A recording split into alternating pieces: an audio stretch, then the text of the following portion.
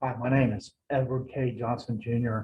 I'm attending Antioch University, and this is a school assignment for a grief and trauma class. I'm supposed to perform an art, so I'm going to read a poem that has some meaning for me. Now, I know there's probably a lot of people out there that say, well, art, I don't like art. Well, if you've ever watched a sitcom on television, you've ever looked at a postcard and liked it, or a birthday card, you've enjoyed art. It's all around us. It's how human beings relax and cope with things. So the poem I'm going to read is entitled Childe, Roland to the Dark Tower Came by a man named Robert Browning. Wrote this in the mid 1800s.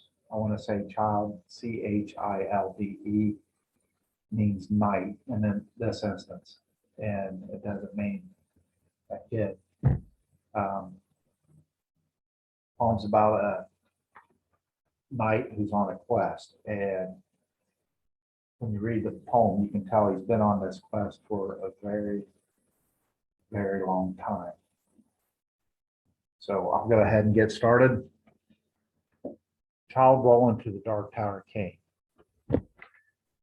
My first thought was he lied in every word, that hoary cripple with the malicious eye, askance to watch the working of his lie, on mind and mouth scarce able to afford suppression of the glee that purrs and scored its edge at one more victim gained thereby. What else would he be set for with his staff? What save the waylay with his lies and snare all travelers who might find him posted there and ask the road? I guess what skull-like laugh would break, what crutch again write my epitaph for pastime in the dusty thoroughfare. If at his counsel I should turn aside into that ominous track, which all agree hides the dark tower, yet acquiescingly I did turn as he pointed, neither pride nor hope rekindling at the end descried, so much as gladness that some end might be. For what, with my worldwide wandering, what with my search drawn out through the years, my hope dwindled into a ghost not fit to cope with that obstreperous joy success would bring. I heartily tried now to rebuke the spring my heart made, finding failure in its scope. As when a sick man very near death seems dead indeed and feels begin and end, the tears and takes the farewell of each friend, and hears one bid the other go, draw breath freelier outside, since all's over, he said, and the blow fallen no grieving can amend. While some discuss if near the other graves be room enough for this, and when a day suits best for carrying the corpse away with care and the banners and scars and stays, and still the man hears all and only prays. He may not shame such tender love and stay. Thus I had so long suffered in this quest, heard failure prophesied so oft, been read so many times among the band, to wit, the knights to who the dark tower search address, their steps that just fail as they seem their best, and all the doubt was now, should I be fit? So quiet as despair, I'd turn from him, that hateful cripple, out of his highway into the path pointed. All the day had been a dreary one at best, and dim was settling to its close, and yet one shot grim red leer to see the plain catch its astray. For mark, no sooner was I fairly found, pledged to the plain after a pace or two, then pausing to throw a backward last view over the safe road.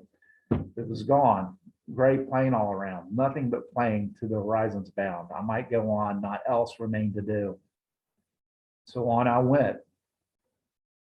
I think I never saw such starved ignoble nature. Nothing throve for flowers as well, except a cedar grove. But cockerel, spurge, according to their law, might propagate their kind with none to awe. You'd think a bird had been a treasure trove.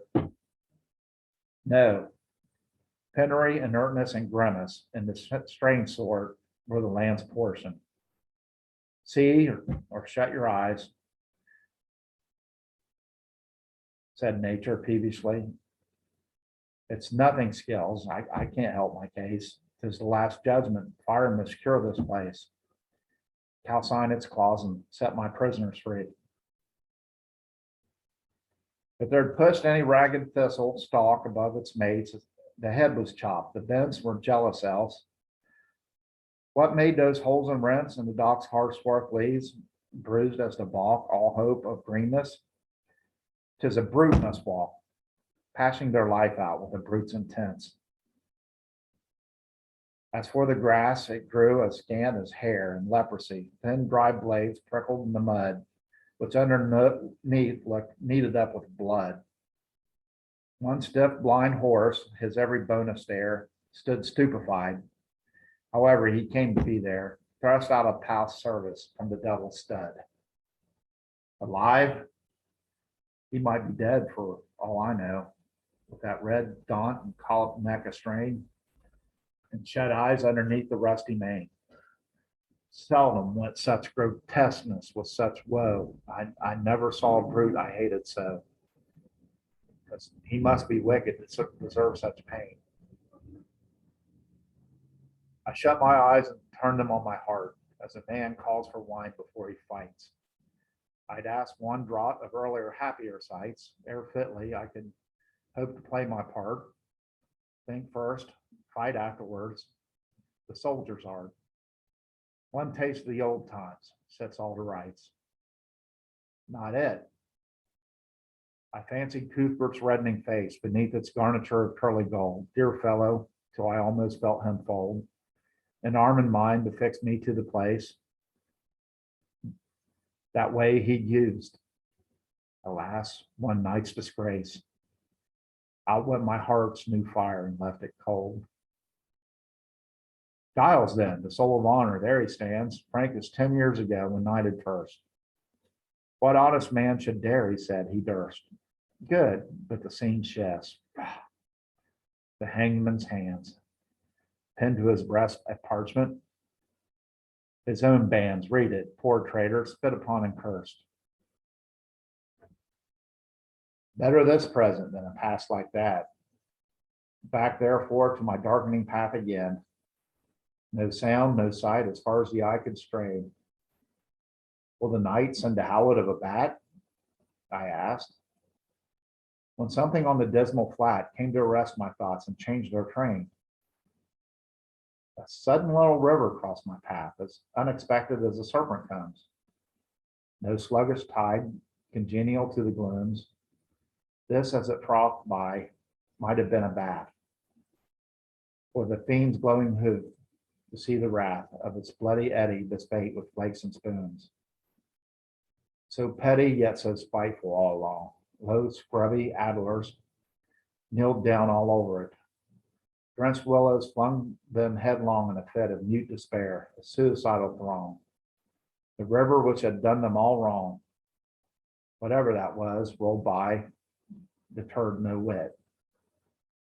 While I forded, good saints, how I'd feared to set my foot upon a dead man's cheek. Each step, or feared the spear I thrust to seek. For hollows tangled in his hair and beard. It might have been a water rat, I speared, but it sounded like a baby shriek. Glad I was when I reached the other bank. Now for a better country, vain passage. Who were the strugglers? What war did they wage? Whose savage trample could thus pad the dank, soil to a plash, toads in the poison tank, or wildcats in a red-hot iron cage. The fight must have seemed in that fell cirque what pinned them there, with all the plain to choose. No footprint leading to that horrid muse, none out of it. Mad brewage set to work.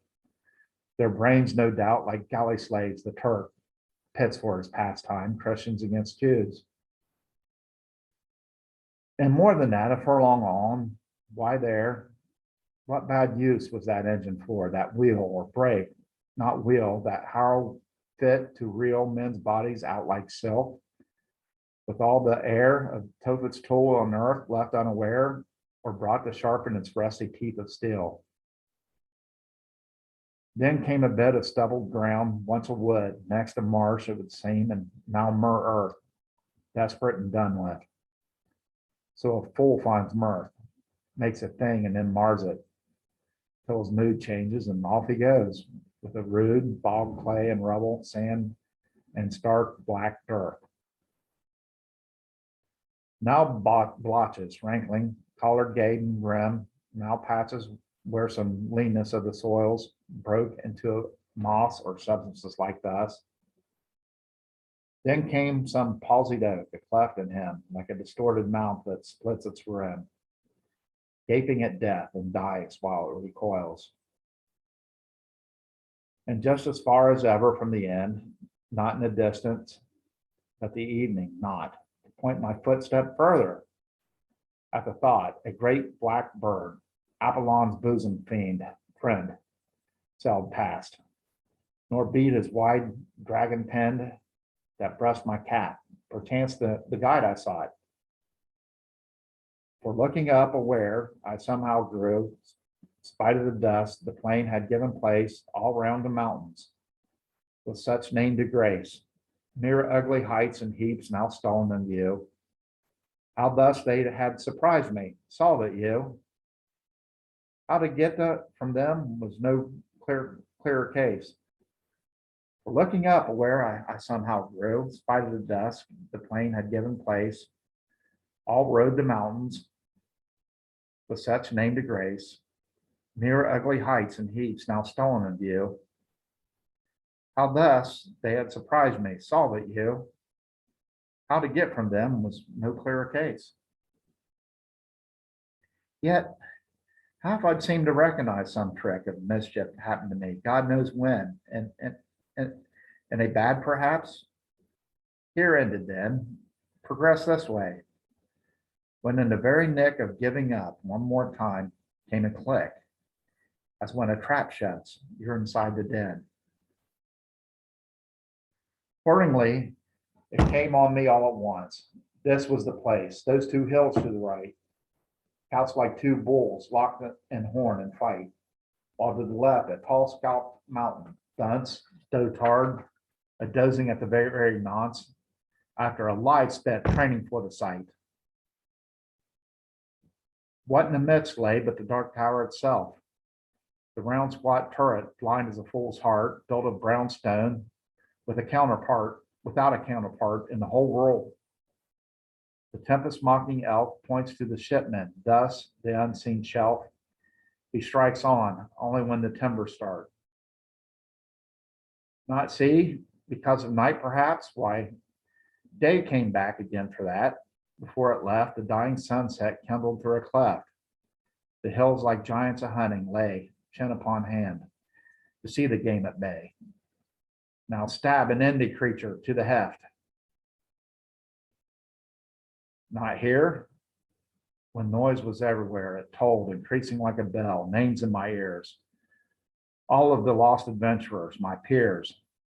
How such a one was strong, such was bold, and such was fortunate, yet each of old lost. One moment knelled the woe of years. There they stood, ranged along the hillsides, met to view the last of me, a living frame for one more picture in a sheet of flame. I saw them, and I knew them all. And yet, dauntless, the slug horn to my lips, I sat and blew. Childe Roland to the dark tower came.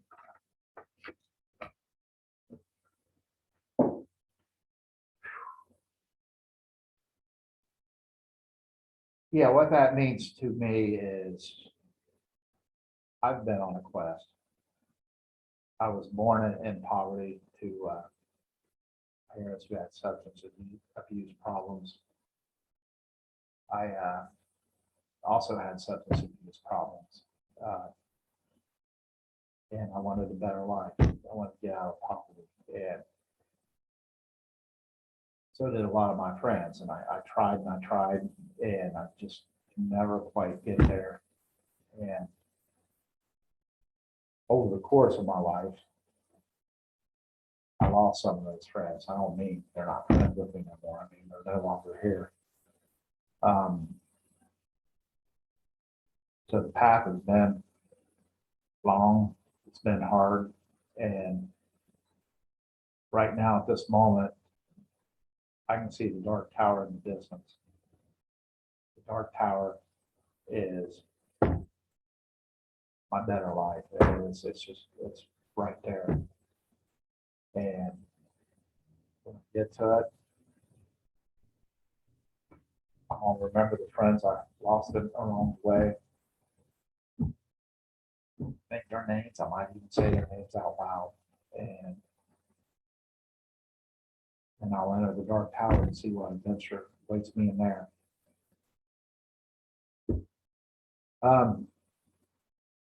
Yeah, in the context of therapy, reading a poem or just watching a TV show you like or a movie. I mean, that's a couple of the many ways that art is very, very therapeutic. And you don't have to be an artist to be able to appreciate art. Everybody appreciates art, whether they know it's art or not. And I hope you enjoyed this video. And as Forrest Gump said, that's all I have to say about that.